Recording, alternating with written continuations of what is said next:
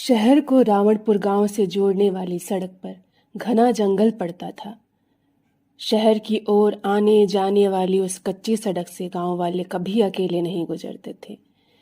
कहते हैं कि घने जंगल के बीच उस सड़क पर एक जादुई कुआं है, जहां से रहस्यमय आवाजें आया करती हैं।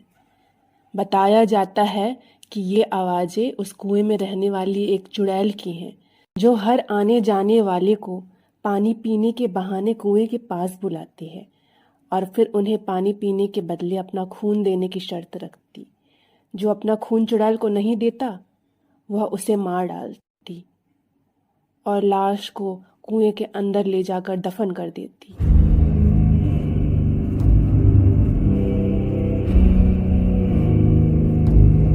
गांव में रामा नाम का एक बहादुर युवक था। उसने निश्चित किया कि वह जादुई कुएं का रहस्य पता करके ही रहेगा, ताकि गांव वालों का डर कम हो सके। रामा जंगल जा रहा है उस जादुई कुएं और चुड़ैल का रहस्य पता करने।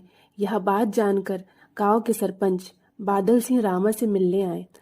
अरे रामा, मैंने सुना है तुम उस जादुई कुएं का रहस्य पता करने जंगल जा रहे हो। हाँ सरपंच जी, मैं चाहता हूँ गांव वाले उस जादुई कुएं और चुड़ैल के खौफ से जल्द आजाद हो जाएं। रामा ने सरपंच जी से कहा। लेकिन रामा, तुम्हें कुछ हो गया तो तुम्हारे घर वालों का क्या होगा? जानते हो ना, वो जादुई कुआं और वह भयानक चुड़ैल गांव के कितने ही लोगों को मार चुकी है। सरपंच जी ने रामा को समझाया। सरपंच जी, मुझे कुछ नहीं होगा, आप और गांव वाले निश्चिंत रहिए। मैं चला उस जादुई कुएं और चुड़ैल के पास, जल्द ही लौटूंगा। कहते हुए रामा जंगल की ओर चल दिया। रामा को चलते चलते दोपहर हो गई। गर्मी का मौसम था। उसे जोरों से प्यास लग रही थी। ठंडा और मीठा पानी पीना है तो कुएं के पास चले आओ। ठंडा और मीठा पानी पीना है तो कुएं के पास चले आओ। रामा आवाज की दिशा में चलने लगा।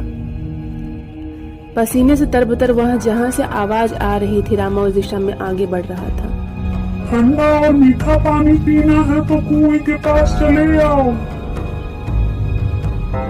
रामा कुएं के पास जा पहुंचा। कुआं साफ और स्वच्छ पानी से भरा था। मगर ये क्या?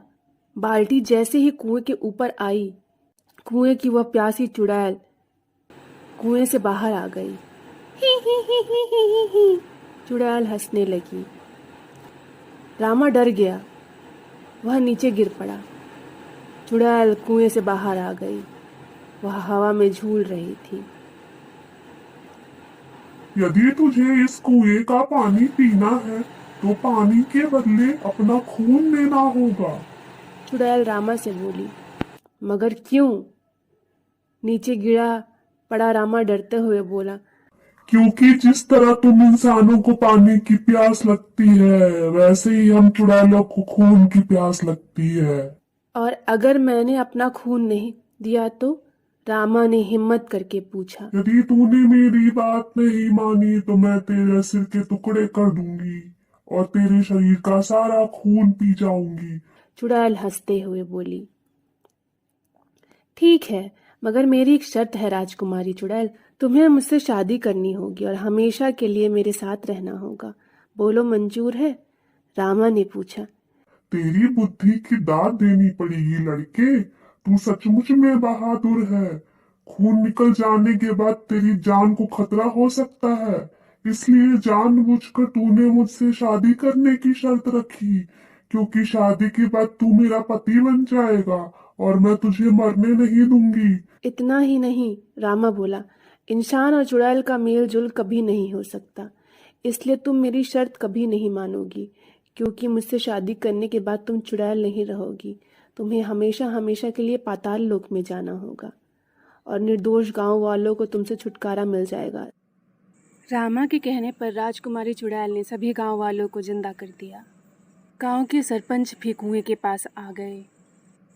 गांव के लोग खोए हुए लोगों से मिलकर दोबारा बहुत प्रसन्न हुए। चुड़ैल रामा को अपने साथ आसमान में उड़ाकर साथ ले गई। चुड़ैल अब भी जानना चाहती थी उसे राजकुमारी चुड़ैल क्यों कहा।